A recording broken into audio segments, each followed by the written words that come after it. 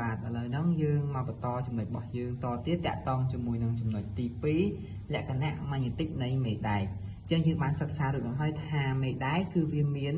លក្ខណៈឆក់ទាញមួយគឺឆក់ទាញដែកបានមែនអត់យើងដឹងណាមេដែកគឺអាចឆក់ទាញដែកបានតែមេដែកអត់អាចឆក់ទាញអីគេវាអាចឆក់ទាញដូចជាឈើដូចជាជ័រអីចឹងគឺអត់អាចឆក់ទាញបានទេនឹងយើងសិក្សារួចហើយនៅមេរៀនមុនហ្នឹងខ្ញុំសូមរំលឹកតែប៉ុណ្្នឹងទៅបានហើយចឹងថ្ងៃនេះយើងនឹងមកសិក្សាអំពីចំណុចមួយដែលគេនិយាយថាមេដែកគឺអាចឆក់ទាញដែកបានចុះតើអាការឆក់ទាញរបស់មេដែកហ្នឹងវាឆក់ទាញមិនទៅយើងដឹងអត់បើជាអត់ដឹងឯងមិនអត់នឹងវាឆក់ទាញទៅឆក់ទាញដែកបានហើយចុះវាឆក់មិនវាឆក់ទាំងអស់ហ្នឹងមែនឬក៏វាឆក់តែពោលខាងនេះទេវាឆក់បែបណាវិញចឹងថ្ងៃហ្នឹងយើងនឹងទៅសិក្សាអំពីចំណុចទី2របស់យើងហ្នឹងលក្ខណៈម៉ាញេទិកនៃមេដែកចឹងមុននឹងចូលទៅដល់ការពិសោធន៍ខ្ញុំមានសំណួរកលឹះមួយសួរអ្នកទាំងអស់គ្នាគឺថាតើលក្ខណៈម៉ាញេទិកនៃរបាំងមេដែកហ្នឹងកើតមាននៅត្រង់កន្លែងណាខ្លះខ្ញុំចង់សួរថាកើតមាននៅត្រង់កន្លែងណាខ្លះដូចខ្ញុំនិយាយមិញចឹង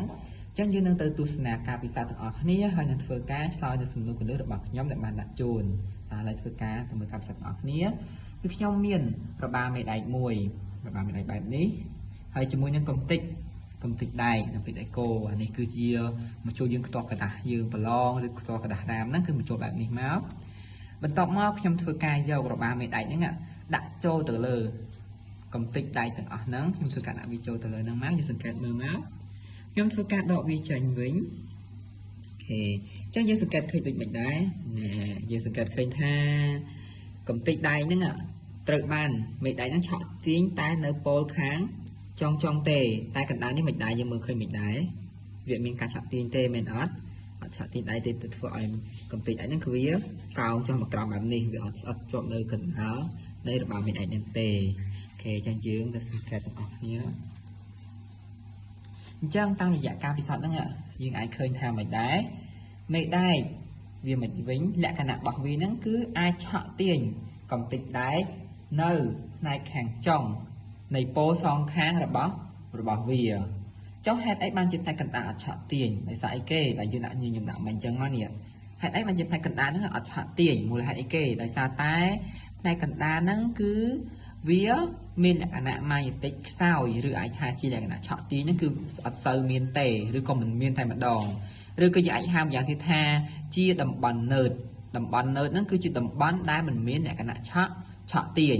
បាទចឹងចំណុចរបស់ខ្ញុំមានតែប៉ុណ្្នឹងទេសង្ឃឹមថាអ្នកនរគ្នាអាចឆ្លើយសំណួរកលឹះរបស់ខ្ញុំបាននៅតពីស្ដាប់ការបញ្យល់របស់ខ្ញុំដែលខ្ញុំសួរថា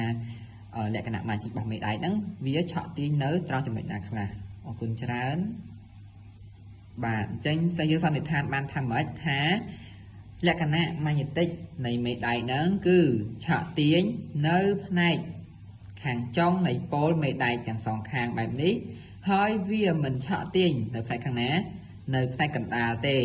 ដោយសារតែផ្នែកកណ្ដាលគឺមានលក្ខណៈម៉ាញេទិកខ្សោយចឹងយើងអាចសន្និដ្ឋានបានប៉ុណ្ណឹងអរគុណច្រើន